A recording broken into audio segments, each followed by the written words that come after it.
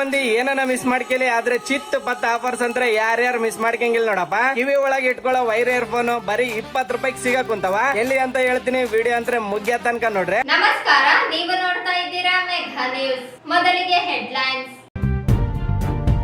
ಉಸ್ತುವಾರಿ ಸಚಿವ ಸ್ಥಾನ ಕೇಳದೆ ಜಿಲ್ಲೆಯ ಜನಪ್ರತಿನಿಧಿಗಳು ಗುಲಾಮಗಿರಿ ರಾಜಕೀಯ. ಸೆಪ್ಟೆಂಬರ್ 17ರಂದು ವಿಮೋಚನಾ ದಿನದಂದು ಸಚಿವರಿಗೆ ಘೇರಾವ್. ಎಸ್ ಮಾರೆಪ್ಪ. ಪರಿಷ್ಕೃತ ಕನಿಷ್ಠ ವೇತನ ಹೊರಗುತ್ತಿಗೆ ಪದ್ಧತಿ ರದ್ದಿಗೆ ಆಗಸ್ಟ್ 20ರಂದು ಬೆಂಗಳೂರಿನಲ್ಲಿ ಪ್ರತಿಭಟನೆ. ಮೈತ್ರೇಯಿ ಕೃಷ್ಣನ್. ಆಗಸ್ಟ್ 18ರಂದು ಶಾಂತರಸ ಕಾದಂಬರಿ ಆಧಾರಿ ಸಣ್ಣ ಗೌಡಸಾನಿ ನಾಟಕ ಪ್ರದರ್ಶನ. ವೇಣುಗೋಪಾಲ್. ವಂದೇ ಮಾತರಂ ಗೀತೆಗೆ ಅಪಮಾನ. ಸೋನಿಯಾ ಗಾಂಧಿ ರಾಹುಲ್ ಗಾಂಧಿ ನಡೆ ವಿರೋಧಿಸಿ ಬಿಜೆಪಿ ಯುವ ಮೋರ್ಚಾ ಪ್ರತಿಭಟನೆ. ಮತ್ತು ವೈಟಿಪಿಎಸ್ನಲ್ಲಿ ವಿದ್ಯುತ್ ಅವಘಡ, ಸಿಬ್ಬಂದಿಗೆ ಗಂಭೀರ ಗಾಯ. ಆಗಸ್ಟ್ 16ರಂದು ಜಿಲ್ಲೆಗೆ ಸಚಿವ ಸ್ಥಾನ ಕೈತಪ್ಪಿರುವ ಕುರಿತು ಜಿಲ್ಲೆಯ ಚುನಾಯಿತ ಜನಪ್ರತಿನಿಧಿಗಳ ಮೌನ ಸ್ವಾಭಿಮಾನದ ರಾಜಕೀಯವೇ ಕಳೆದುಕೊಂಡಿರುವುದರ ಸಂಕೇತವಾಗಿದೆ. ಅನ್ಯ ಜಿಲ್ಲೆಯವರ ಉಸ್ತುವಾರಿ ವಿರೋಧಿಸಿ ಸೆಪ್ಟೆಂಬರ್ 17ರಂದು ವಿಮೋಚನಾ ದಿನದಂದು ಪ್ರತಿರೋಧ ಹೋರಾಟ ನಡೆಸುವುದಾಗಿ ಪ್ರಗತಿಪರ ದಲಿತ ಹೋರಾಟ ಸಮಿತಿ ಸಂಚಾಲಕ ಎಸ್ ಮಾರೆಪ್ಪ ಹೇಳಿದರು. ಅವರಿಂದು ಮಾಧ್ಯಮಗೋಷ್ಠಿ ಉದ್ದೇಶಿಸಿ ಮಾತನಾಡಿ, ಜಿಲ್ಲೆಯವರಿಗೆ ಸಚಿವ ಸ್ಥಾನ ನೀಡದೆ ಅನ್ಯಾಯ ಮಾಡಿರುವುದನ್ನು ವಿರೋಧಿಸಿ ಸ್ವಾತಂತ್ರ್ಯೋತ್ಸವದಂದು ಸಚಿವರಿಗೆ ಘೇರಾವ್ ಹಾಕಲು ಮುಂದಾದಾಗ ಪೊಲೀಸರು ಬಂಧಿಸುವ ಮೂಲಕ ಹೋರಾಟ ಹತ್ತಿಕ್ಕುವ ಕೆಲಸ ಮಾಡಿದ್ದಾರೆ. ವಿಪರ್ಯಾಸವೆಂದರೆ ಜಿಲ್ಲೆಯ ಯಾವೊಬ್ಬ ಜನಪ್ರತಿನಿಧಿಗೂ ಜಿಲ್ಲೆಗೆ ಆಗಿರುವ ಅನ್ಯಾಯದ ವಿರುದ್ಧ ಧ್ವನಿ ಎತ್ತುತ್ತಿಲ್ಲ. ಕಲಬುರಗಿ ತೊರೆಗೆ ಜಿಲ್ಲಾ ಗುಲಾಮಗಿರಿ ರಾಜಕೀಯ ಧ್ವನಿ ಕೇಳಿಸದಂತೆ ತಡೆಯಲಾಗುತ್ತಿದೆ. ಜಿಲ್ಲಾ ಜನಪ್ರತಿನಿಧಿಗಳು ಕೈಚಾಚುವ ಮನಸ್ಥಿತಿಯಿಂದ ಹೊರಬರುತ್ತಿಲ್ಲ. ಸಚಿವ ಸ್ಥಾನ ದೊರಕುವವರೆಗೂ ಹೋರಾಟ ನಿಲ್ಲುವುದಿಲ್ಲ ಎಂದರು. ಜಿಲ್ಲೆಯ ಸ್ವಾಭಿಮಾನ ಪ್ರಶ್ನಿಸಿ ನಡೆಯುವ ಹೋರಾಟಕ್ಕೆ ಸಾರ್ವಜನಿಕರು ಬೆಂಬಲಿಸಲು ಕೋರಿದರು. ಬಹುಜನ ಸಮಾಜ ಪಕ್ಷದ ರಾಜ್ಯ ಜಿಲ್ಲಾಧ್ಯಕ್ಷರಾದಂಥ ಜೈವಿನ್ ಮಲ್ಲವರ ಹಾಗೆಯೇ ಹೇಮರಾಜ್ ಅಸ್ಕರ್ ಅವರ ಪ್ರಗತಿಪರ ಮಹಿಳಾ ಸಮಾಜದ ಅಂಬೇಡ್ಕರ್ ಜಯಂತಿ ಮಾಡಿದ ಅವರು ಹೇಳಿದ ರೈತರು ಜಿಲ್ಲೆಗೆ ಪರ್ಯಾಯ ರಾಜಕಾರಣ ಬೇಕಂತ ಹೇಳಿದಾಗ ಇದೇ ರಾಜಕಾರಣಿಗಳ ಕಾಂಗ್ರೆಸ್ ಸರ್ಕಾರ ಬೋಸರಾಜ್ ಅವರು ನೇತೃತ್ವದಲ್ಲಿ ಸಭೆ ಹೋಗಿ ಬಂಗಾರಪ್ಪರು ಕೂಡ ಸಸ್ಪೆಂಡ್ ಮಾಡಿದ ಇತಿಹಾಸ ಇದೆ. ಯಾರು ಹೇಳ್ತಾರಲ್ಲ ಅಧಿಕಾರಿಗಳು ಮಾಡಿದ್ರೆ ಅವ್ರ ವಿರುದ್ಧ ಮಾಡ್ತಾರೆ. ನಮ್ಮ ವಿರುದ್ಧ ಪಿತೂರು ಮಾಡೋಕ್ಕಾಗಲ್ಲ, ನಾವು ಗಟ್ಟಿಯಾಗಿದ್ದೀವಿ ಅಂತೇಳಿ ನಮ್ಗಿಂತ ಸೆಕೆಂಡ್ ಲೈನ್ ಇನ್ನೊಬ್ಬರು ಬ್ರೋಕರ್ಗಳನ್ನ ಇದು ಮಾಡ್ತಾ ಇದ್ದಾರೆ, ಮೇಂಟೈನ್ ಮಾಡ್ತಾರೆ. ನಮ್ಮನ್ನು ಮಾಡೋಕ್ಕಾಗಲ್ಲ. ಅವ್ರಿಗೆ ಹಲವಾರು ಸಂಘಟನೆಗಳು ಮಾಡಿದ್ದಾರೆ, ನಮ್ಮಂಥವ್ರು ಮಾಡೋಕ್ಕಾಗಲ್ಲ. 94ರಲ್ಲಿ ಬಂಗಾರಪ್ಪ ಸರ್ಕಾರದಲ್ಲಿ ತಮಗೆಲ್ಲ ಗೊತ್ತಿದೆ, ಸಸ್ಪೆಂಡ್ ಮಾಡಿಸಿದ್ವಿ ಸರ್. ಮದರ್ ಗೋಪಾಲ್ ಇಲ್ಲೇ ಇರಬೇಕಂತ ಹೋರಾಟ ಮಾಡಿದ್ರೆ ಹಿಡಿಸ್ತಾರೆ, ಕಳಿಸ್ಬಿಟ್ರಂತೆ. ಅವತ್ತು ಅವ್ರು ಏನು ಮಾಡಿದ್ರು, ಜಿಲ್ಲಾಧಿಕಾರಿಗಳನ್ನ ರಕ್ತಪರಪದ ವರದಿ ಸಲ್ಲಿಸಿದ್ರು. ಅವರು ಆ ಪರಿಸ್ಥಿತಿ ರೈತರಲ್ಲಿ. ಕರ್ನಾಟಕ ರಕ್ಷಣಾ ವೇದಿಕೆ ಜಿಲ್ಲಾಧ್ಯಕ್ಷ ಅಶೋಕ್ ಕುಮಾರ್ ಜೈನ್ ಮಾತನಾಡಿ, ಜಿಲ್ಲೆಗೆ ಸಚಿವ ಸ್ಥಾನಕ್ಕೆ ಹೊಂಚಿಸಿರುವ ಎಲ್ಲಾ ಪಕ್ಷಗಳಿಂದಲೂ ನಡೆಯುತ್ತಲೇ ಬಂದಿದೆ. ಜಿಲ್ಲೆ ಚುನಾಯಿತ ಜನಪ್ರತಿನಿಧಿಗಳು ಪ್ರಶ್ನಿಸದೇ ಇರುವುದು ಕಾರಣವಾಗಿದೆ. ಜಿಲ್ಲೆಗೆ ಸಚಿವ ಸ್ಥಾನ ನೀಡಲು ಆಗ್ರಹಿಸಿ ಜಿಲ್ಲೆಗೆ ಆಗಮಿಸುವ ಸಚಿವರುಗಳಿಗೆ ಘೇರಾವ್ ಮಾಡಲಾಗುತ್ತದೆ. ಚುನಾಯಿತ ಜನಪ್ರತಿನಿಧಿಗಳು ಬೆಂಬಲಿಸಿ ಭಾಗವಹಿಸುವಂತೆ ಆಗ್ರಹಿಸಿದರು. ಉಸ್ತುವಾರಿಗೆ ಬೇಡ ಅಂತಕ್ಕಂಥದ್ದು ಒಂದು ಸ್ವಾಭಿಮಾನ ಇಲ್ಲ ಇವರಿಗೆ. ನಮ್ಮನ್ನು ಕರೆಸಿ ಮಾತಾಡಬೇಕಂತ ಪೊಲೀಸರೇ ಬಂದು ಮಾತಾಡಬೇಕು. ನಮಗೆ ಪೊಲೀಸರೇ ಬಂದು ಕೇಳಬೇಕಾ ಅಂದರೆ ನೀವು ನಿಮ್ಮ ಸೀಟಿಗಾಗಿ ನೋಡ್ರಿ, ಪ್ರತಿ ಜಿಲ್ಲೆಗಳಲ್ಲೂ ಗುಂಪುಗಾರಿಕೆ ಇದೆ. ನಮ್ಮ ಜಿಲ್ಲೆಯಲ್ಲೇ ಗುಂಪುಗಾರಿಕೆ ಇದೆ ಅಂತ ಹೇಳೋದಿಲ್ಲ ನಾವು. ಆದ್ರೂ ಕೂಡ ನಮಗೆ ಮಂತ್ರಿ ಸ್ಥಾನ ಕೊಡಬೇಕಾಗಿತ್ತು, ಕೊಡಲೇಬೇಕು. ಇವತ್ತು 2016 ಹನುಮಂತಪ್ಪ ಅಲ್ಕೋಡ್ ಅವರು ಆದಮೇಲೆ ನಡುವ ಸ್ವಲ್ಪ ದಿನ ನಮ್ಮ ವೆಂಕಟಗೌಡ ನಾಯಕರಿದ್ದಾರೆ, ವೆಂಕಟರಮಣಗೌಡರಿದ್ದಾರೆ, ಸಮ್ಮಿಶ್ರ ಅಷ್ಟೇ. ಅದು ಬಿಟ್ಟರೆ ಇಲ್ಲಿ ಉಸ್ತುವಾರಿ ಸಚಿವರುಗಳೇ ಇಲ್ಲ. ಇಲ್ಲಿ ಉಸ್ತುವಾರಿ ಸಚಿವರು ಬೋಸರಾಜ್ ಕೊಟ್ಟರೆ ಉಸ್ತುವಾರಿ ಕೊಟ್ಟರು ಅವರಿಗೆ. ನಮಗೆ ಮತ್ತೆ ಅದೇ ಶರಣ್ ಪ್ರಕಾಶ್, ಯಾವುದು ಕೆಲಸಕ್ಕೆ ಬರಲಾರ್ದ ಶರಣ್ ಪ್ರಕಾಶ್. ನಮ್ಮಲ್ಲಿ ಇರ್ತಕ್ಕಂಥ ಏನನ ಯಾವುದಾದ್ರೂ ಆಸ್ಪತ್ರೆಗಳು ಬಂದರೆ ಅದನ್ನು ಕಲಬುರಗಿ ತಗೊಳ್ತಕ್ಕಂಥ ಕಾರ್ಯ ಏನೇನು ಇಲ್ಲ. ಹೀಗಾಗಿ ಇನ್ನು ಮುಂದೆ ಯಾವುದೇ ಸಚಿವರು ಅಂದರೆ ಸಚಿವರುಗಳು ಬಂದರೆ ಘೇರಾವ್ ಆಗೋದು ಮಾತ್ರ ಸತ್ಯ. ಅವ್ರು KDP ಮೀಟಿಂಗ್ ಬರಲಿ, ಯಾವುದಾದ್ರೂ ಕ್ಯಾಬಿನೆಟ್ ಬಂದರೂ ಕೂಡ ಇನ್ಮೇಲೆ ಬಿಡೋದಿಲ್ಲ ಅಂತಕ್ಕಂಥನ ಬಹಳ ನಿರ್ದಾಕ್ಷಿಣ್ಯವಾಗಿ ನಾವು ಎಚ್ಚರಿಕೆ ಕೊಡ್ತಾ ಇದ್ದೀವಿ. ಇನ್ಮೇಲೆ ಸಚಿವರುಗಳು ನಮ್ಮ ಜಿಲ್ಲೆಗೆ ಬರೋಗಿಲ್ಲ. ಎಲ್ಲವರೆಗೆ ನಮ್ಮ ಸಚಿವ ಸ್ಥಾನ ಸಿಗೋದಿಲ್ಲವೋ ಅಲ್ಲಿವರೆಗೆ ನಮ್ಮ ಹೋರಾಟ ನಿರಂತರವಾಗಿ ಇರ್ತಕ್ಕಂಥದ್ದನ್ನ ಈ ಸಂದರ್ಭದಲ್ಲಿ ಹೇಳಕ್ಕೆ ಇಷ್ಟಪಡ್ತಾ ಇದ್ದೀನಿ. ಯಾಕಂದರೆ ದೊಡ್ಡ ಒಂದು ಮಲತಾಯಿ ಧೋರಣೆ ನಮ್ಮ ಮೇಲೆ ಆಗಿದೆ. ಇದು ಇನ್ಮೇಲೆ ಸಹಿಸಕ್ಕಾಗಲ್ಲ. ಇದನ್ನು ಸಹಿಸ್ತೀವಿ. ಇನ್ಮೇಲೆ ಜನರನ್ನ ಬಡಿದೆಬ್ಸ್ತಕ್ಕಂಥ ಕಾರ್ಯ ಕೂಡ ಮಾಡ್ಕೊಂಡು ನಾವು ರಾಯಚೂರಿಗೆ ಮಂತ್ರಿ ಕೊಡಬೇಕು ಅಂತಕ್ಕಂಥ ಉಸ್ತುವಾರಿ ಇಲ್ಲ ಅಂದರೆ ನೋಡಿ, ಸಮಾಜ ಕಲ್ಯಾಣದಲ್ಲಿ ಇನ್ಚಾರ್ಜ್ ST ಇಲಾಖೆಯಲ್ಲಿ ಇನ್ಚಾರ್ಜ್, ಕನ್ನಡ ಮತ್ತು ಸಂಸ್ಕೃತಿ ಇಲಾಖೆಯಲ್ಲಿ ಇನ್ಚಾರ್ಜ್. ಹೀಗೆ ಪಟ್ಟಿ ಮಾಡ್ತಾ ಹೋದ್ರೆ ಬರೀ ಇನ್ಚಾರ್ಜ್ಗಳೇ ಇದ್ದಾರೆ ನಮ್ಮಲ್ಲಿ, ಯಾರು ಫುಲ್ ಚಾರ್ಜ್ಗಳೇ ಇಲ್ಲ. ಯಾರು ಹೋಗಿ ಕೇಳಬೇಕು? 5 ವರ್ಷ ಶರಣ್ ಪ್ರಕಾಶ್ ಮಾಡಿದ್ರು ಒಂದು ಕಚೇರಿ ಮಾಡಲಿಲ್ಲ ಇಲ್ಲಿ. ಈ ಹಿಂದೆ ಸಿದ್ದರಾಮಯ್ಯ ಸರ್ಕಾರದಲ್ಲಿ 3 ವರ್ಷ ಮಾಡಿದ್ರು ಶರಣ್ ಪ್ರಕಾಶ್, ಒಂದು ಕಚೇರಿ ಆಗಲಿಲ್ಲ ಉಸ್ತುವಾರಿ ಸಚಿವರು. ಅಂದರೆ ಯಾರು ಹೋಗಿ ಹೇಳ್ಬೇಕು ನಾವು ಅಂತಕ್ಕಂಥನ. ಹೀಗಾಗಿ ಹಿರಿಯರಾದ ಬೋಸರಾಜ್ ಅವರು ಕೂಡ ನಮ್ಮನ್ನು ಕರೆಸಿ ಮಾತಾಡಬಹುದಾಗಿತ್ತು. ನೀವು ಕಾಂಗ್ರೆಸ್ ಇಷ್ಟು ವರ್ಷ ನಿಷ್ಠೆಯಿಂದ ದುಡಿದಿರಲ್ಲ, ಇಲ್ಲಪ್ಪ ಮಾಡಬೇಡಿ, ನಾವು ಎಲ್ಲ ಮುಖ್ಯಮಂತ್ರಿಗಳ ಹತ್ರ ಮಾತಾಡ್ತೀವಿ, ನೀವು ಉಸ್ತುವಾರಿಗಳನ್ನು ಈ ರೀತಿ ಮಾಡಬೇಡಿ ಅಂತಕ್ಕಂಥ ಅವ್ರಿಗೂ ಕೂಡ ಅದು ಹೇಳೋ ಸೌಜನ್ಯ ಇಲ್ಲ ಅಂದರೆ ಮತ್ತೆ ನೀವು ಇಷ್ಟು ವರ್ಷ ರಾಜಕಾರಣ ಮಾಡೋದು ಏನು ಕೆಲಸಕ್ಕೆ ಬಂತು ಅಂತಕ್ಕಂಥ. ಬರೀ ಸೀಟ್ಗಾಗಿ ಇದ್ದೀರಾ ನೀವು ಅಷ್ಟೇ, ಅಂದರೆ ನಿಮಗೆ ಮಂತ್ರಿಗಳ ಸ್ಥಾನಕ್ಕೆ ಇದ್ದೀರಾ ಅಂತಕ್ಕಂಥ ಸಾರ್ವಜನಿಕವಾಗಿ ನಿಮ್ಮನ್ನು ಪ್ರಶ್ನೆ ಮಾಡಬೇಕಾಗುತ್ತೆ. ಹಾಗಾಗಿ ಇನ್ನು ಮುಂದೆ ಯಾವ ವಿಷಯಕ್ಕೂ ನಾವು ಬಿಡೋದಿಲ್ಲ ಅಂತಕ್ಕಂಥ ಬಹಳ ಕಡಖಂಡಿತವಾಗಿ ಹೇಳ್ತಾ ಇದ್ದೀವಿ. ಕೊನೆಯದಾಗಿ ಈ ಸಂದರ್ಭದಲ್ಲಿ ರವೀಂದ್ರನಾಥ್ ಪಟ್ಟಿ, ಎಂಆರ್ ಭೇರಿ, ಬಸವರಾಜ್ ಭಂಡಾರಿ, ಜೈ ಭೀಮ್, ಶ್ರೀನಿವಾಸ್ ಕಲವಲದೊಡ್ಡಿ, ಹೇಮರಾಜ್ ಅಸ್ಕಿಹಾಳ, ಶ್ರೀನಿವಾಸ್ ಕೊಪ್ಪರ, ನರಸಿಂಹಲು ಸೇರಿ ಅನೇಕರಿದ್ದರು. ಗುತ್ತಿಗೆ ಪದ್ಧತಿಯನ್ನು ರದ್ದುಗೊಳಿಸಿ ಪರಿಷ್ಕೃತ ಕನಿಷ್ಠ ವೇತನ ಕಾಯ್ದೆ ಜಾರಿಗೆ ಆಗ್ರಹಿಸಿ ಆಗಸ್ಟ್ 20ರಂದು ಎಐಸಿಸಿಟಿಯು ಬೆಂಗಳೂರಿನ ಫ್ರೀಡಂ ಪಾರ್ಕ್ನಲ್ಲಿ ರಾಜ್ಯ ಮಟ್ಟದ ಪ್ರತಿಭಟನೆ ಆಯೋಜಿಸಿದೆ ಎಂದು ಎಐಸಿಸಿಟಿಯು ರಾಜ್ಯ ಪ್ರಧಾನ ಕಾರ್ಯದರ್ಶಿ ಮೈತ್ರೇಯಿ ಕೃಷ್ಣನ್ ಹೇಳಿದರು. ಅವರಿಂದು ಮಾಧ್ಯಮಗೋಷ್ಠಿ ಉದ್ದೇಶಿಸಿ ಮಾತನಾಡಿ, ಗುತ್ತಿಗೆ ಹೊರಗುತ್ತಿಗೆ ದಿನಗೂಲಿ ಪದ್ಧತಿ ಜೀತ ಪದ್ಧತಿಯ ಇನ್ನೊಂದು ಮುಖವೆಂದು ಸುಪ್ರೀಂ ಕೋರ್ಟ್ ಹೇಳಿದ್ದರೂ ಸರ್ಕಾರ ಖಾಸಗಿ ಸಂಸ್ಥೆಗಳಲ್ಲಿ ಗುತ್ತಿಗೆ ಪದ್ಧತಿ ಪೋಷಿಸಲಾಗುತ್ತಿದೆ. ಅಸಂಘಟಿತ ಎಲ್ಲ ಕಾರ್ಮಿಕರನ್ನು ನೇರ ಪಾವತಿ ವ್ಯವಸ್ಥೆಗೆ ಒಳಪಡಿಸಿ ವೇತನ ಖಾತ್ರಿ ನೀಡಬೇಕಿದೆ. ಪ್ರತಿ ಕಾರ್ಮಿಕನಿಗೂ 42,000 ರೂಪಾಯಿ ವೇತನ ನಿಗದಿಪಡಿಸಬೇಕು. ಪರಿಷ್ಕೃತ ಕನಿಷ್ಠ ವೇತನ ಜಾರಿಯಾದರೂ ಅನೇಕ ಕಡೆಗಳಲ್ಲಿ ಹೊಸ ಕನಿಷ್ಠ ವೇತನ ಪಾವತಿಸುತ್ತಿಲ್ಲ. ಯಾವುದೇ ತಡೆಯಾಜ್ಞೆ ಇಲ್ಲದೆ ಇದ್ದರೂ ಸರ್ಕಾರ ಜಾರಿಗೆ ಮುಂದಾಗುತ್ತಿಲ್ಲ. ವೇತನ ಮಿತಿ ಇಲ್ಲದೆ ಇಎಸ್ಐ ಜಾರಿಗೊಳಿಸುವುದು ಸೇರಿದಂತೆ ಕಾರ್ಮಿಕರ ವಿವಿಧ ಬೇಡಿಕೆಗಳಿಗೆ ನಡೆಯಲಿರುವ ಪ್ರತಿಭಟನೆಯಲ್ಲಿ ರಾಜ್ಯದ ಎಲ್ಲಾ ಜಿಲ್ಲೆಗಳಿಂದಲೂ ಕಾರ್ಮಿಕರು ಭಾಗವಹಿಸಲಿದ್ದಾರೆ ಎಂದರು. ಮತ್ತೋರ್ವ ರಾಜ್ಯ ಕಾರ್ಯದರ್ಶಿ ನಾಗರಾಜ್ ಪೂಜಾರ್ ಮಾತನಾಡಿ, ಪರಿಷ್ಕೃತ ಕನಿಷ್ಠ ವೇತನ ಜಾರಿಗೆ ರಾಜ್ಯ ಕಾಂಗ್ರೆಸ್ ಸರ್ಕಾರ ಮುಂದಾಗಬೇಕಿದೆ. ಮಾಲೀಕರ ಹಿತ ಕಾಯುವ ಬದಲು ಕಾರ್ಮಿಕರ ಹಿತ ಕಾಯಲು ಪರಿಷ್ಕೃತ ಕನಿಷ್ಠ ವೇತನ ಪಾವತಿಸಲು ಮುಖ್ಯಮಂತ್ರಿ ಡಿಕೆ ಶಿವಕುಮಾರ್ ಮುಂದಾಗಬೇಕು ಎಂದರು. ರಂಗಾಯಣ, ಕಲಬುರಗಿ ಹಾಗೂ ಮುಖಾಮುಖಿ ರಂಗ ಸಂಸ್ಥೆ ರಾಯಚೂರು ಸಂಯಮದಲ್ಲಿ ನಾಟಕ ಪ್ರದರ್ಶನ ಆಯೋಜಿಸಲಾಗಿದೆ ಎಂದು ಮುಖಾಮುಖಿ ರಂಗ ಸಂಸ್ಥೆಯ ಅಧ್ಯಕ್ಷ ವೇಣುಗೋಪಾಲ್ ತಿಳಿಸಿದ್ದಾರೆ. ನಾಡೋಜ ಶಾಂತಸರ ಸಣ್ಣಗೌಡಿಸಾನಿ ಕಾದಂಬರ ಆಧರಿಸಿ ಮಹಾಂತೇಶ್ ನೌಕರ್ ಅವರು ರಂಗರೂಪ ನೀಡಿದ್ದು, ರೆಡ್ಡಿ ಗುಂಜಳ್ಳಿ ರಂಗಪಟ್ಟೆ ಹಾಗೂ ವಿನ್ಯಾಸ ಸಿದ್ಧಪಡಿಸಿ ನಿರ್ದೇಶನ ಮಾಡಿದ್ದಾರೆ. ರಾಘವ ಕುಮಾರ್ ಸಂಗೀತ ಸಂಯೋಜನೆ ಮಾಡಿದ್ದಾರೆ. ಕನ್ನಡ ಸಾಹಿತ್ಯ, ಗಜಲ್, ಕಥೆ, ಕಾದಂಬರಿ, ನಾಟಕ, ಸಂಶೋಧನೆ ಹಾಗೂ ಅನುವಾದ ಕ್ಷೇತ್ರಗಳಿಗೆ ಮಹತ್ವದ ಕೊಡುಗೆ ನೀಡಿರುವ ನಾಡೋಜ ಶಾಂತರಸರ ಸಾಹಿತ್ಯ, ಸಾಮಾಜಿಕ ಮತ್ತು ಸಾಂಸ್ಕೃತಿಕ ಮಹತ್ವವನ್ನು ರಂಗಭೂಮಿಯ ಮೂಲಕ ಪ್ರೇಕ್ಷಕರಿಗೆ ಪರಿಚಯಿಸುವ ಉದ್ದೇಶದಿಂದ ಈ ನಾಟಕ ಸಿದ್ಧಪಡಿಸಲಾಗಿದೆ. ಸಣ್ಣ ಗೌಡಶಾಹಿ ಕಾದಂಬರಿಯ ಹೈದರಾಬಾದ್ ಕರ್ನಾಟಕ ಗ್ರಾಮೀಣ ಜೀವನ, ಮಾನವ ಸಂಬಂಧಗಳ ಸಂಕೀರ್ಣತೆ, ಸಾಮಾಜಿಕ ದೌರ್ಬಲ್ಯಗಳ ರಾಜಕೀಯ ಪರಿಣಾಮಗಳು ಹಾಗೂ ಮಾನವೀಯತೆ ಮೌಲ್ಯಗಳು ಪರಿಣಾಮಕಾರಿಯಾಗಿ ಕಟ್ಟಿಕೊಡುತ್ತದೆ. ಶಾಂತರಸರ ಸಾಹಿತ್ಯದ ಸಾಮಾಜಿಕ ಮತ್ತು ಸಾಂಸ್ಕೃತಿಕ ಮಹತ್ವವನ್ನು ರಂಗಭೂಮಿ ಮೂಲಕ ಪ್ರೇಕ್ಷಕರಿಗೆ ತಲುಪಿಸುವ ಉದ್ದೇಶದಿಂದ ನಾಟಕವನ್ನು ರೂಪಿಸಲಾಗಿದೆ. ಕಾರ್ಯಕ್ರಮದಲ್ಲಿ ಹಿರಿಯ ಹೋರಾಟಗಾರರಾದ ಪಾಟೀಲ್ ಕೃಷಿ ಉದ್ಘಾಟಿಸಿದ್ದು, ಹಿರಿಯ ಚಿಂತಕರಾದ ಡಾಕ್ಟರ್ ಬಸವರಾಜ್ ಕಳಸ ಹಾಗೂ ಕನ್ನಡ ಮತ್ತು ಸಂಸ್ಕೃತಿ ಇಲಾಖೆ ಸಾಹಿತ್ಯ ನಿರ್ದೇಶಕಿ ಉತ್ತರಾದೇವಿ ಮುಖ್ಯ ಅತಿಥಿಗಳಾಗಿ ಭಾಗವಹಿಸಲಿದ್ದಾರೆ. ರಂಗಾಯಣ ಕಲಬುರಗಿ ನಿರ್ದೇಶಕ ಡಾಕ್ಟರ್ ಸುಧಾಟ ಜಂಗಮಶೆಟ್ಟಿ ಅಧ್ಯಕ್ಷ ವಹಿಸಲಿದ್ದಾರೆ. ರಾಯಚೂರಿನ ಕಲಾಭಿಮಾನಿಗಳು ಹಾಗೂ ಸಾರ್ವಜನಿಕರು ಹೆಚ್ಚಿನ ಸಂಖ್ಯೆಯಲ್ಲಿ ಆಗಮಿಸಿ ನಾಟಕ ವೀಕ್ಷಿಸುವಂತೆ ಆಯೋಜಕರು ಮನವಿ ಮಾಡಿದ್ದಾರೆ. ಈ ಸಂದರ್ಭದಲ್ಲಿ ಜಿಲ್ಲಾಧ್ಯಕ್ಷ ಅಜಿತ್ ಜಾಗೀರ್ದಾರ್, ತುಂಗಭದ್ರಾ ಕಾರ್ಮಿಕರ ಸಂಘದ ಅಧ್ಯಕ್ಷ ನಾಗಲಿಂಗಸ್ವಾಮಿ, ಬಸವರಾಜ್, ವೀರಭದ್ರ, ಖಾದರ್ ಅಹಮದ್ ನಿಸಾರ್ ಇದ್ದರು. ಹಿರಿಯ ಸಾಹಿತಿ ದಿವಂಗತ ಶಾಂತರಸ ರಚಿಸಿರುವ ಸಣ್ಣಗೌಡಸಾನಿ ಕಾದಂಬರಿ ಆಧಾರಿತ ನಾಟಕ ಆಗಸ್ಟ್ 18ರಂದು ನಗರದ ಪಂಡಿತ ಸಿದ್ದರಾಮ ಜಂಬದಿನ್ನಿ ರಂಗಮಂದಿರದಲ್ಲಿ ಸಂಜೆ 6:30ಕ್ಕೆ ಪ್ರದರ್ಶನವಾಗಲಿದೆ ಎಂದು ಮುಖಾಮುಖಿ ರಂಗ ಸಂಸ್ಥೆಯ ಅಧ್ಯಕ್ಷ ವೇಣುಗೋಪಾಲ್ ಹೇಳಿದರು.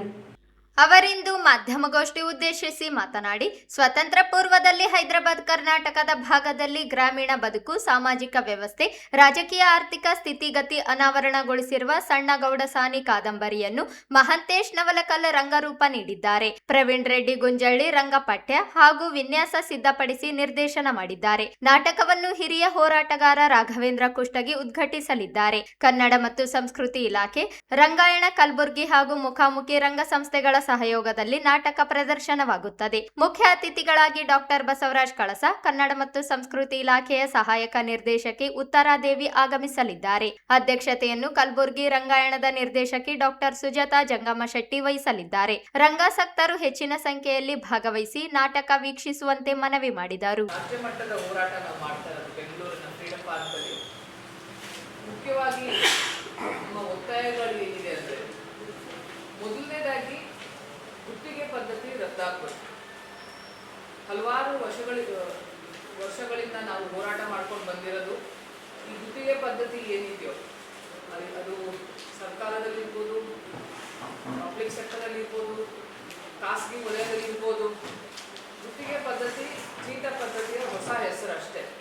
ಸುಪ್ರೀಂ ಕೋರ್ಟೇ ಹೇಳಿದೆ, ಗುತ್ತಿಗೆ ಪದ್ಧತಿ ಜೀತ ಪದ್ಧತಿಯ ಹೊಸ ಹೆಸರು. ಇದು ಒಂದು ನೆಪ ಅಷ್ಟೇ. ಕಾರ್ಮಿಕರ ಅವ್ರು ಬರಬೇಕಾಗಿರೋ ಹಕ್ಕುಗಳನ್ನ ಕಿತ್ಕೊಳ್ಳೋದು ಒಂದು ನೆಪ. ಇದು ಯಾವುದೇ ಕಾರಣಕ್ಕೂ ಒಪ್ಕೊಳ್ಳೋಕ್ಕಾಗಲ್ಲ ಅಂತ ಹೇಳಿರೋದು. ನಾವು ಏನು ಮುಂದೆ ಇಡ್ತಾ ಇದ್ದೀವಿ ಅಂದರೆ, ಸರ್ಕಾರದಲ್ಲಿ ಮತ್ತು ಪಬ್ಲಿಕ್ ಸೆಕ್ಟರಲ್ಲಿ, ಪ್ರೈವೇಟ್ ಸೆಕ್ಟರಲ್ಲಿ ಗುತ್ತಿಗೆ ಪದ್ಧತಿ ಪೂರ್ತಿ ನಿರ್ಮೂಲನೆ ಆಗಬೇಕು. ಮೊದಲನೇದಾಗಿ ಎಲ್ಲರೂ ನೇರ ಪಾವತಿಗೆ ಬರಬೇಕು, ಕಾಯಂ ಆಗಬೇಕು. ಅವ್ರಿಗೆ ಘನತೆ ಆದ ಸಂಬಳ, ಕೆಲಸದ ವಾತಾವರಣ ಸಿಗಬೇಕು ಅಂತ ನಮ್ಮ ಮೊದಲನೇದಾಗಿರೋ ಒತ್ತಾಯ.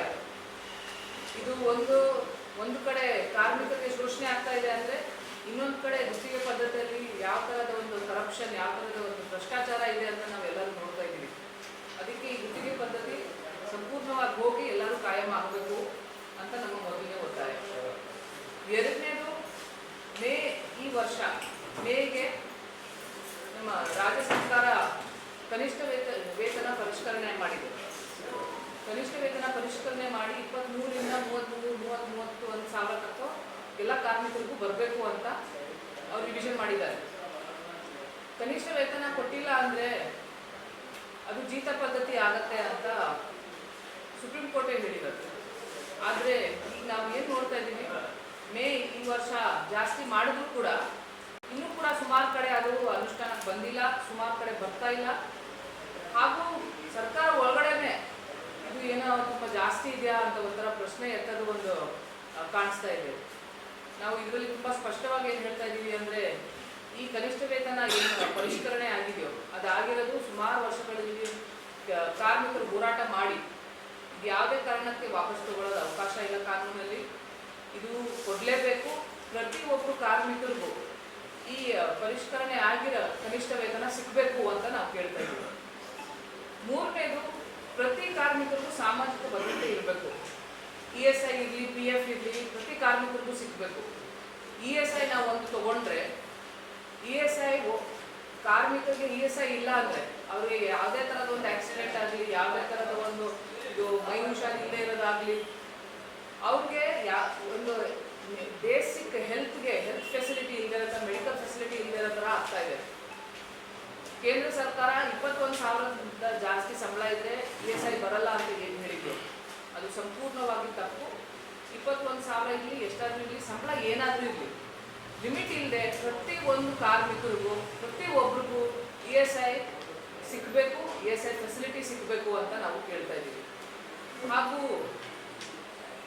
ನಾವು ಪ್ರತಿ ಎಲ್ಲ ಕಾರ್ಮಿಕರಿಗೂ ಕೆಲಸದ ಭದ್ರತೆ, ಸಾಮಾಜಿಕ ಭದ್ರತೆ ಮತ್ತು ಒಂದು ಫೇರ್ ವೇಜಸ್ ಸಿಗಬೇಕು ಅಂತ ನಾವು ಕೇಳ್ತಾ ಇರೋದು. 20ನೇ ತಾರೀಕು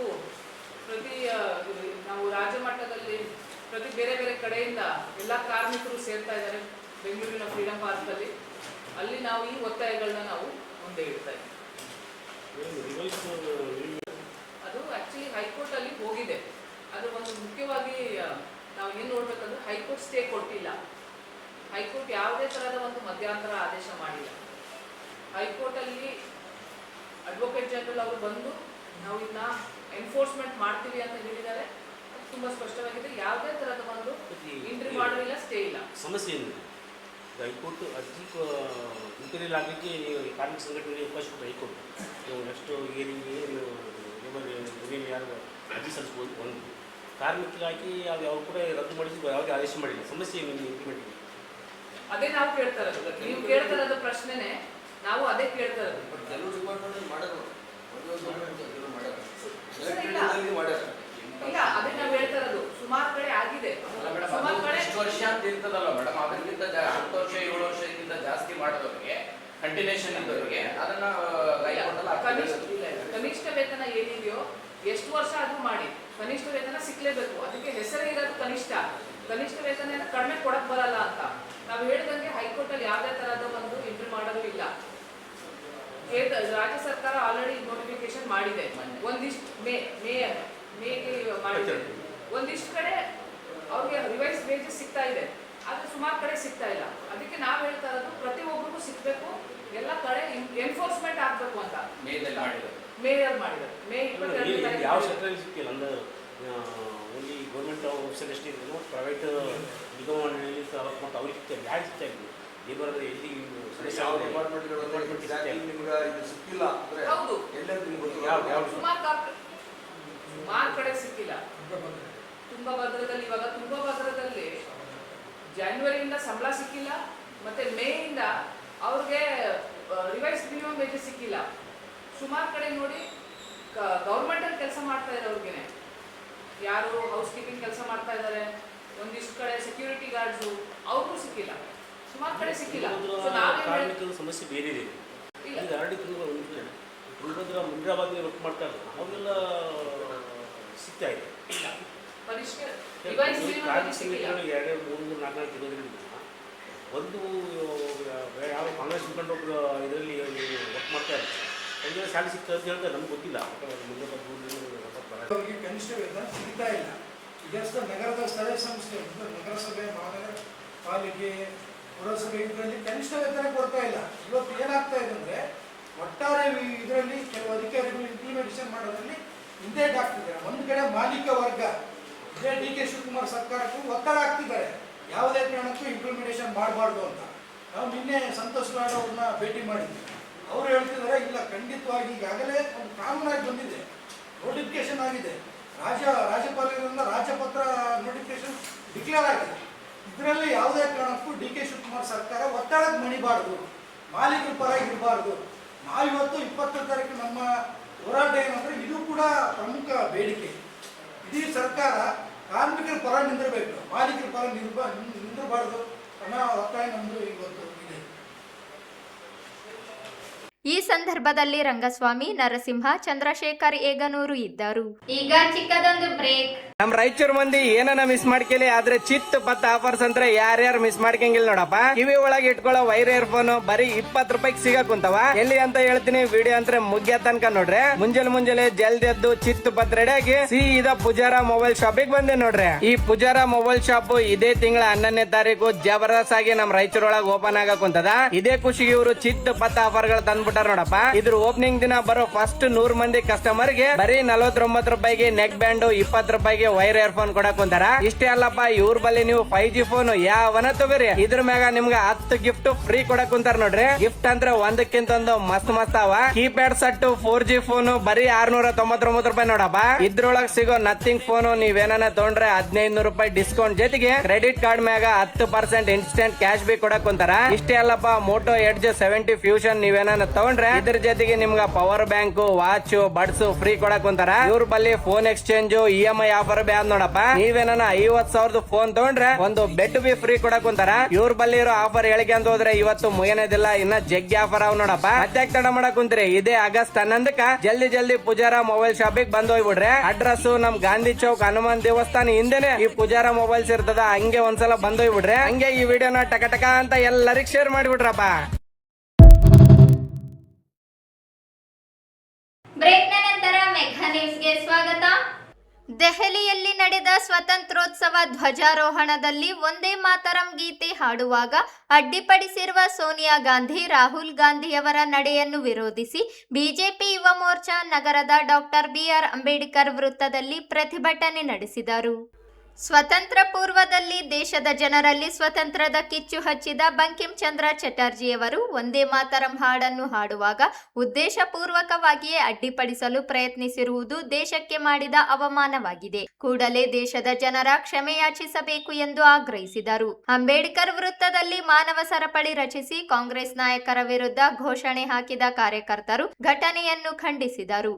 ಪ್ರತಿಭಟನೆಯನ್ನು ಉದ್ದೇಶಿಸಿ ಮಾತನಾಡಿದ ಬಿಜೆಪಿ ಯುವ ಮೋರ್ಚಾ ಜಿಲ್ಲಾಧ್ಯಕ್ಷ ವಿನಾಯಕ್ ರಾವ್ ಮಾತನಾಡಿ, ಕಾಂಗ್ರೆಸ್ ಪ್ರಾರಂಭದಿಂದಲೇ ಒಂದೇ ಮಾತರಂ ಗೀತೆಯನ್ನು ವಿರೋಧಿಸುತ್ತಲೇ ಬಂದಿದೆ. ಕಾಂಗ್ರೆಸ್ ಮನಸ್ಥಿತಿಯೇ ದೇಶ ವಿರೋಧಿಯಾಗಿದೆ. ಬ್ರಿಟಿಷರ ಮೆಚ್ಚಿಸಲು ಜನಗಣಮನ ಗೀತೆಯನ್ನು ರಾಷ್ಟ್ರಗೀತೆಯನ್ನಾಗಿಸಿರುವ ಕಾಂಗ್ರೆಸ್ ದೇಶವನ್ನು ಪೂಜಿಸುವ ಹಾಡಿಗೆ ವಿರೋಧ ವ್ಯಕ್ತಪಡಿಸುತ್ತಿರುವುದು ಕಾಂಗ್ರೆಸ್ನ ನಕಲಿ ದೇಶ ಪ್ರೀತಿ ತೋರಿಸುತ್ತದೆ. ಕೂಡಲೇ ದೇಶದ ಕ್ಷಮೆಯಾಚಿಸಬೇಕು ಎಂದು ಆಗ್ರಹಿಸಿದರು. ಬಿಜೆಪಿ ಜಿಲ್ಲಾ ಕಾರ್ಯದರ್ಶಿ ಸಂತೋಷ್ ರಾಜಗುರು ಮಾತನಾಡಿ, ಒಂದೇ ಮಾತರಂ ಗೀತೆಯನ್ನು ರಾಷ್ಟ್ರಗೀತೆಯ ಮಾನ್ಯತೆ ನೀಡಿ ಕೇಂದ್ರ ಸರ್ಕಾರ ಕಾಯ್ದೆ ರೂಪಿಸಿದೆ. ಆದರೆ ಕಾಂಗ್ರೆಸ್ ನಾಯಕರು ಗೀತೆಗೆ ಅಪಮಾನಿಸುವ ರೀತಿಯಲ್ಲಿ ವರ್ತಿಸಿದ್ದಾರೆ. ದೇಶದ ಗೌರವಕ್ಕೆ ಧಕ್ಕೆ ತರುವ ಪ್ರಯತ್ನ ನಡೆದಿದೆ ಎಂದು ಆರೋಪಿಸಿದರು. ಸೋನಿಯಾ ಗಾಂಧಿ ಅವರಿಗೆ ಮಾತರಂಗೆ ಅಗೌರವ ತೋರಿದ ರಾಹುಲ್ ಗಾಂಧಿಗೆ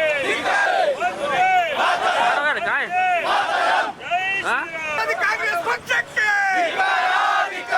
ದೇಶ ವಿರೋಧಿ ಕಾಂಗ್ರೆಸ್ ಪಕ್ಷಕ್ಕೆ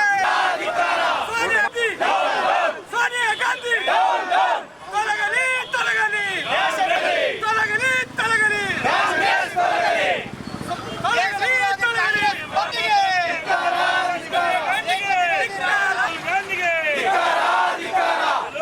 ಭಾರತ್ ಮಾತಾ ಕಿ ವಂದೇ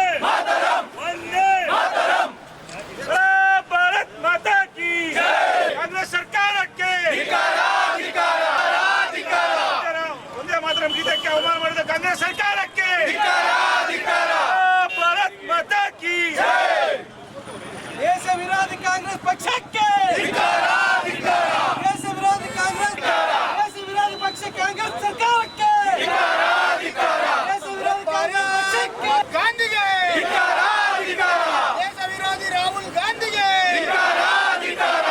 ಭಾರತ್ ಮಾತಾ ಕಿ ಭಾರತ್ ಮಾತಾ ಕಿ ವಂದೇ ಮಾತರಂ ವಿರೋಧಿ ಸೋನಿಯಾ ಗಾಂಧಿಗೆ ವಂದೇ ಮಾತರಂ ವಿರೋಧಿ ರಾಹುಲ್ ಗಾಂಧಿಗೆ ಮಾತರಂ ವಿರೋಧಿ ಮಲ್ಲಿಕಾರ್ಜುನ್ ಖರ್ಗೆಗೆ ವಂದೇ ಮಾತರಂ ವಿರೋಧಿ बोलो भारत की down down Congress down down Congress down down Congress down down Congress ದೇಶ ವಿರೋಧಿ ಕಾಂಗ್ರೆಸ್ ಪಕ್ಷಕ್ಕೆ ದೇಶ ವಿರೋಧಿ ಕಾಂಗ್ರೆಸ್ ಪಕ್ಷಕ್ಕೆ ವಂದೇ ಮಾತರಂ ಭಾರತ್ ಕಾಂಗ್ರೆಸ್ ಪಕ್ಷಕ್ಕೆ ದೇಶ ವಿರೋಧಿ ರಾಹುಲ್ ಗಾಂಧಿಗೆ ದೇಶ ವಿರೋಧಿ ಸೋನಿಯಾ ಗಾಂಧಿಗೆ ದೇಶ ವಿರೋಧಿ ಕಾಂಗ್ರೆಸ್ ಪಕ್ಷಕ್ಕೆ ವಂದೇ ಮಾತರಂಗೆ ಅಗೌರವ ತೋರಿದ ಸೋನಿಯಾ ಗಾಂಧಿಗೆ ದೇಶ ವಿರೋಧಿ ರಾಹುಲ್ ಗಾಂಧಿಗೆ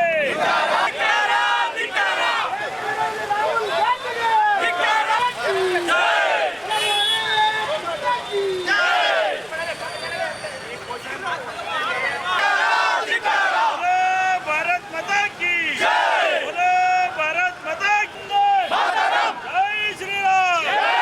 ಜೈ ಶ್ರೀರಾಮ್ ಸೋನಿಯಾ ಗಾಂಧಿ ಸೋನಿಯಾ ಗಾಂಧಿ ಸೋನಿಯಾ ಗಾಂಧಿ ರಾಹುಲ್ ಗಾಂಧಿ ರಾಹುಲ್ ಗಾಂಧಿ ರಾಹುಲ್ ಗಾಂಧಿ ಮಲ್ಲಿಕಾರ್ಜುನ್ ಖರ್ಗೆ ಮಲ್ಲಿಕಾರ್ಜುನ್ ಖರ್ಗೆ ಮಲ್ಲಿಕಾರ್ಜುನ್ ಖರ್ಗೆ ಸೋನಿಯಾ ಗಾಂಧಿ ಸೋನಿಯಾ ಗಾಂಧಿ ಕಾಂಗ್ರೆಸ್ ಪಕ್ಷ ಕಾಂಗ್ರೆಸ್ ಪಕ್ಷ ಸೋನಿಯಾ ಗಾಂಧಿ ಖರ್ಗೆ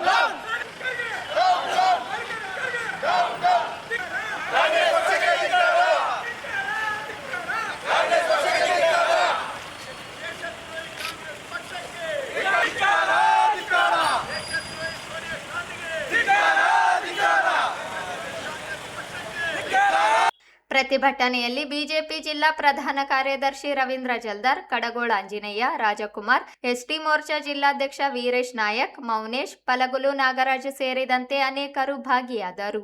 ವೈಟಿಪಿಎಸ್ನಲ್ಲಿ ವಿದ್ಯುತ್ ಅವಘಡದಿಂದಾಗಿ ಎಲೆಕ್ಟ್ರಿಷಿಯನ್ ಸಿಬ್ಬಂದಿ ಗಾಯಗೊಂಡ ಘಟನೆ ವೈಟಿಪಿಎಸ್ನ ಪ್ಲಾಂಟ್ನ ಸ್ವೀಚರ್ ರೂಮ್ನಲ್ಲಿ ನಡೆದಿದೆ. ಸಿಬ್ಬಂದಿ ಕಾರ್ಯನಿರ್ವಹಿಸುತ್ತಿದ್ದ ವೇಳೆ ಏಕಾಏಕಿ ವಿದ್ಯುತ್ ಫ್ಲಾಶ್ ಓವರ್ ಅವಘಡದಿಂದಾಗಿ ಸಿಬ್ಬಂದಿಯ ಕೈ ಹಾಗೂ ಮುಖಕ್ಕೆ ಸುಟ್ಟ ಗಾಯಗಳಾಗಿವೆ. ಗಾಯಗೊಂಡವರನ್ನು 38 ವರ್ಷದ ಶ್ರೀರಾಮ್ ರೆಡ್ಡಿ ಎಂದು ಗುರುತಿಸಲಾಗಿದೆ. ಘಟನೆಯ ವೇಳೆ ಫ್ಲಾಶ್ ಓವರ್ ಸಂಭವಿಸಿದರೂ ಅದೃಷ್ಟವಶಾತ್ ಭಾರೀ ಅನಾಹುತ ತಪ್ಪಿದಂತಾಗಿದೆ. ವಿದ್ಯುತ್ ಉಪಕರಣದಲ್ಲಿ ಕಾರ್ಯನಿರ್ವಹಿಸುತ್ತಿದ್ದ ಸಂದರ್ಭದಲ್ಲಿ ಈ ಅವಘಡ ಸಂಭವಿಸಿದ್ದು ಸ್ಥಳದಲ್ಲಿದ್ದ ಇತರೆ ಸಿಬ್ಬಂದಿಯಲ್ಲಿ ಆತಂಕ ಮೂಡಿಸಿದೆ. ಗಾಯಗೊಂಡ ಶ್ರೀರಾಮ್ ರೆಡ್ಡಿ ಅವರನ್ನು ನಗರದ ಖಾಸಗಿ ಆಸ್ಪತ್ರೆಗೆ ದಾಖಲಿಸಲಾಗಿದ್ದು ಚಿಕಿತ್ಸೆ ನೀಡಲಾಗುತ್ತಿದೆ. ಘಟನೆಯ ಕುರಿತು YTPS ಅಧಿಕಾರಿಗಳು ಹಾಗೂ ಸಂಬಂಧಿಸಿದ ಸಿಬ್ಬಂದಿಯಿಂದ ಮಾಹಿತಿ ಪಡೆಯುತ್ತಿದ್ದಾರೆ. ಅವಘಡಕ್ಕೆ ನಿಖರ ಕಾರಣ ತಿಳಿದು ಬಂದಿಲ್ಲ. ಕೊನೆಯಲ್ಲಿ ಮತ್ತೊಮ್ಮೆ ಹೆಡ್ಲೈನ್ಸ್. ಉಸ್ತುವಾರಿ ಸಚಿವ ಸ್ಥಾನ ಕೇಳದೆ ಜಿಲ್ಲೆಯ ಜನಪ್ರತಿನಿಧಿಗಳು ಗುಲಾಮಗಿರಿ ರಾಜಕೀಯ. ಸೆಪ್ಟೆಂಬರ್ 17ರಂದು ವಿಮೋಚನಾ ದಿನದಂದು ಸಚಿವರಿಗೆ ಘೇರಾವ್ ಎಸ್ ಮಾರೆಪ್ಪ. ಪರಿಷ್ಕೃತ ಕನಿಷ್ಠ ವೇತನ ಹೊರಗುತ್ತಿಗೆ ಪದ್ಧತಿ ರದ್ದಿಗೆ ಆಗಸ್ಟ್ 20ರಂದು ಬೆಂಗಳೂರಿನಲ್ಲಿ ಪ್ರತಿಭಟನೆ. ಮೈತ್ರೇಯಿ ಕೃಷ್ಣನ್. ಆಗಸ್ಟ್ 18ರಂದು ಶಾಂತರಸ ಕಾದಂಬರಿ ಆಧಾರಿ ಸಣ್ಣ ಗೌಡಸಾನಿ ನಾಟಕ ಪ್ರದರ್ಶನ. ವೇಣುಗೋಪಾಲ್. ವಂದೇ ಮಾತರಂ ಗೀತೆಗೆ ಅಪಮಾನ. ಸೋನಿಯಾ ಗಾಂಧಿ ರಾಹುಲ್ ಗಾಂಧಿ ನಡೆ ವಿರೋಧಿಸಿ ಬಿಜೆಪಿ ಯುವ ಮೋರ್ಚಾ ಪ್ರತಿಭಟನೆ. ಮತ್ತು YTPSನಲ್ಲಿ ವಿದ್ಯುತ್ ಅವಘಡ, ಸಿಬ್ಬಂದಿಗೆ ಗಂಭೀರ ಗಾಯ. ಇದಿಷ್ಟು ಇವತ್ತಿನ ಸುದ್ದಿಗಳು. ಪ್ರಮುಖ ಸುದ್ದಿಗಳಿಗಾಗಿ ನೋಡ್ತಾ ಇರಿ ಮೆಘಾ ನ್ಯೂಸ್.